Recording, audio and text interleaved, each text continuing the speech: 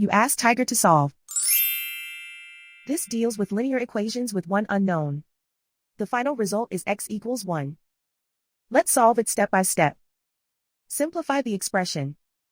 Expand the parentheses. Simplify the arithmetic.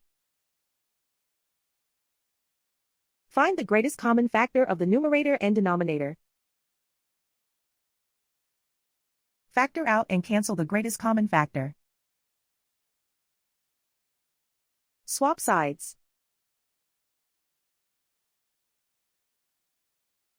Group all constants on the right side of the equation.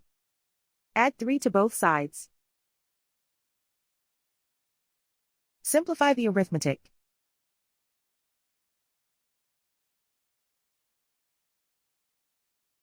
Isolate the x. Divide both sides by 15. Simplify the fraction.